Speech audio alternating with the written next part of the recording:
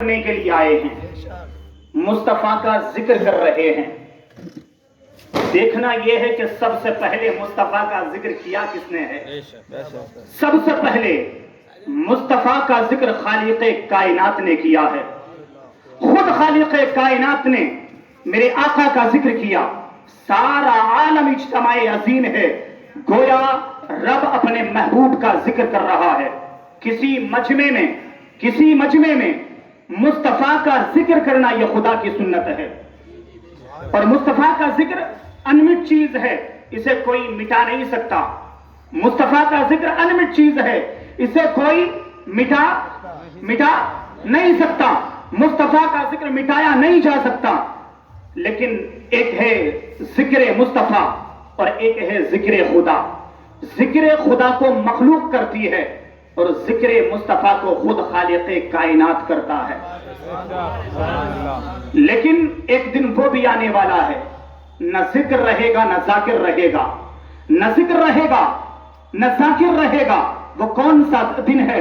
قرآن نے کہا کل من علیہا فان ویبقى وجہ ربک ذو الجلال والاکرام، کہ پوری کائنات فنا ہو جائے گی، باقی رہنے والی خدا کی ذات ہوگی۔ پوری کائنات، جملے پہ ذرا غور کیجئے گا، پوری کائنات فنا ہو جائے گی، باقی رہنے والی خدا کی ذات ہوگی۔ اور خدا مصطفیٰ کا ذکر کر رہا ہے، گویا ساری کائنات کے فنا ہونے کے بعد بھی مصطفیٰ کا ذکر باقی رہے گا، اس لیے کہ مصطفیٰ کا ذکر خود خالق کائنات کر رہا ہے۔ اگر کوئی کہے کہ میں مصطفیٰ کے ذکر کو مٹا دوں تو وہ خود تو مٹ سکتا ہے، لیکن مصطفیٰ کا ذکر کبھی نہیں مٹ سکتا۔ مٹ گئے، مٹتے ہیں، مٹ جائیں گے آدھا تیرے، نہ مٹا ہے نہ مٹے گا کبھی چرچا تیرا۔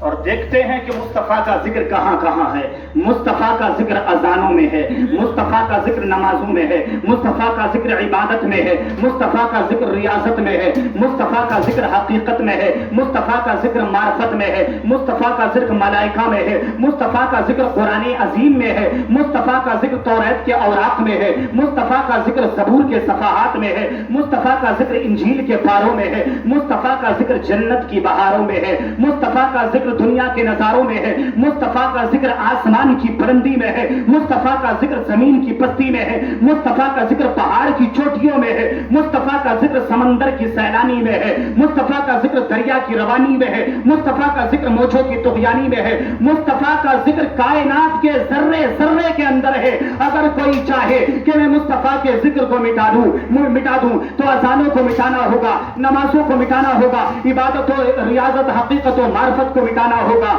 ملائکہ کو مٹانا ہوگا، قرآن عظیم کو مٹانا ہوگا، توریت کے اوراق زبور کے صفحات انجیل کے پاروں کو مٹانا ہوگا، جنت کی بہاروں کو مٹانا ہوگا، سمندر کی سیلانی کو مٹانا ہوگا، موجوں کی طغیانی کو مٹانا ہوگا۔ یہ ساری چیزیں مٹ نہیں سکتی تو پھر مصطفیٰ کا ذکر بھی نہیں مٹ سکتا۔ تو زندہ ہے واللہ، تو زندہ ہے واللہ، میری چشم عالم سے چھپ جانے والی۔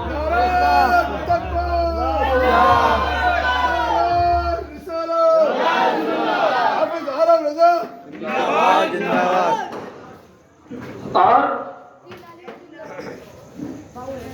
مصطفیٰ سے جس کو نسبت ہوتی چلی گئی، میرے آقا سے جس چیز کو نسبت ہوتی چلی گئی، وہ زمانے میں ممتاز ہوتا چلا گیا۔ جس چیز کو مصطفیٰ سے لگاؤ ہوتا چلا گیا، مصطفیٰ سے نسبت ہوتی چلی گئی، وہ زمانے میں ممتاز ہوتا چلا گیا۔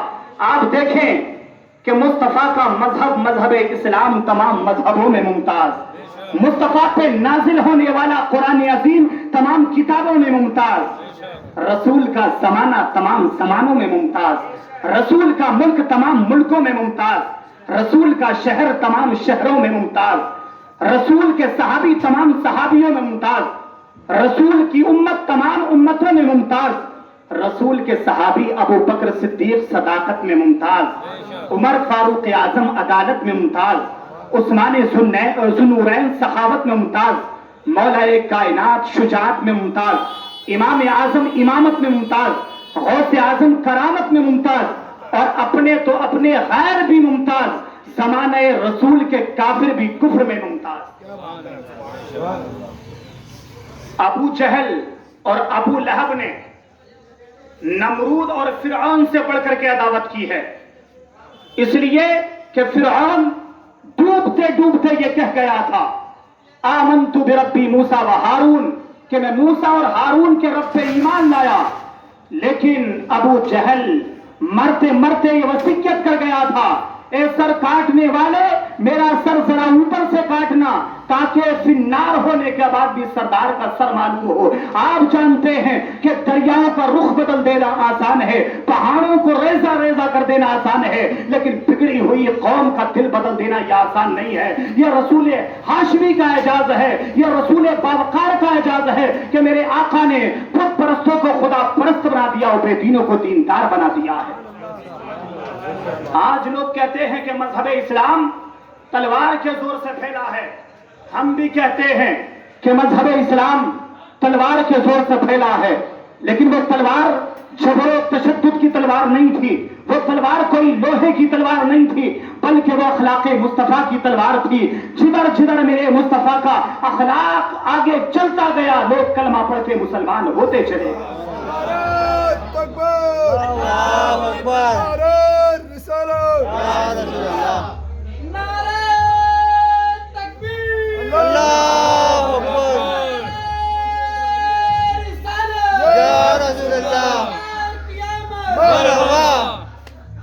خطبہ مسنونہ کے بعد میں نے قرآن عظیم کی ایک آیت پڑھی تھی، آپ اس کا صرف ترجمہ سن لیں، اس کے بعد میں رخصت ہوتا ہوں کیونکہ ہمارے علماء کرام تشریف فرما ہیں۔ قرآن پاک کی آیت قل بفضل اللہ وبرحمتہ فبذالک فلیفرحوا ھو خیر مما یجمعون۔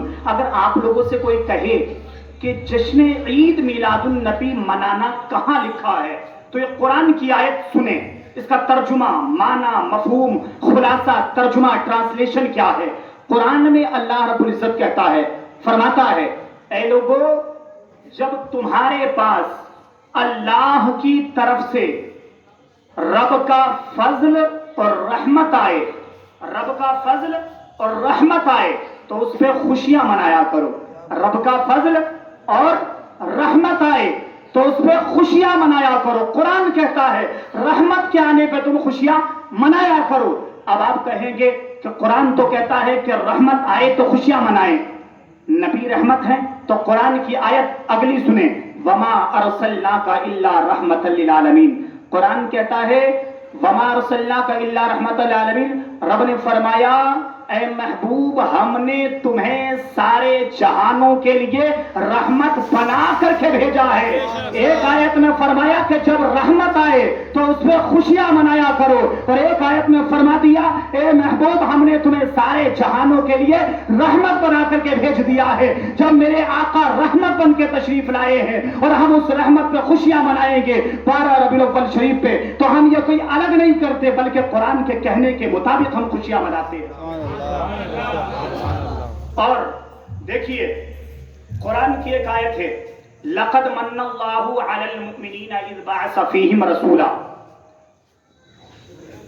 اے لوگوں مومنوں پر اللہ کا بڑا احسان ہوا، مومنوں پر اللہ کا بڑا بڑا احسان ہوا کہ انہی میں سے ایک رسول بھیجا۔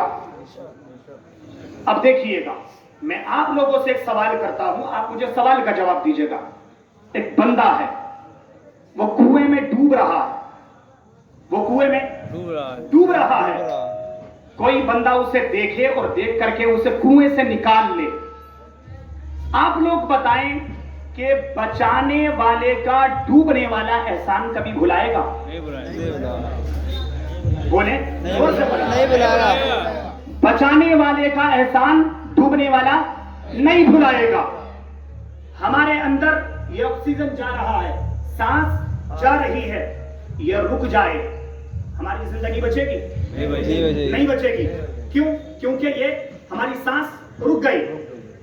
دن میں ہم جتنی مرتبہ سانس لیتے ہیں اللہ رب العزت اتنی مرتبہ ہمیں زندگی عطا فرما رہا ہے کیا نہیں؟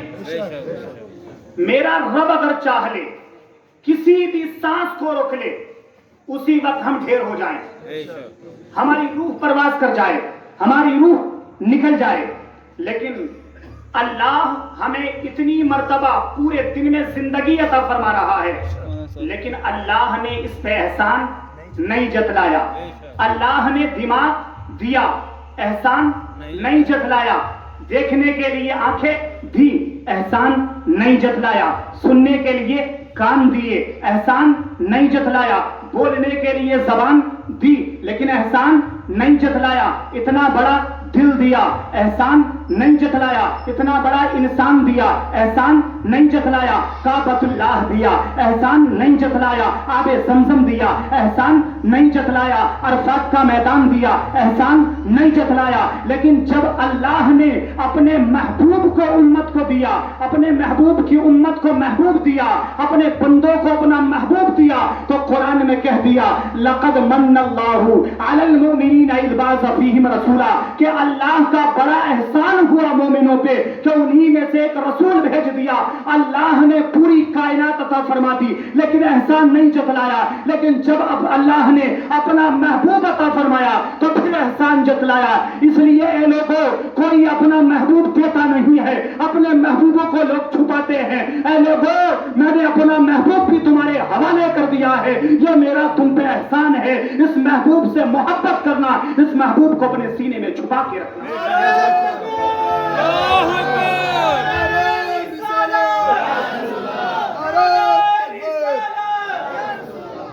اور یاد رکھیں، کوئی مجھے برا کہ میں برداشت کر لوں گا،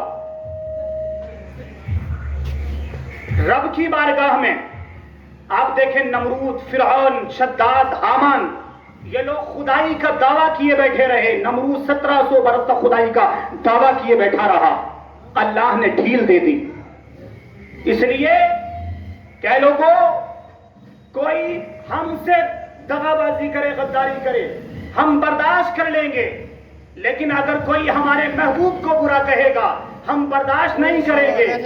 نمرود 1700 برس تک خدائی کا دعویٰ کیے بیٹھا رہا، رب نے ڈھیل دے دی، لیکن جیسے اللہ کے نبی سے بغاوت کی لگے مچھر سے مروا دیا۔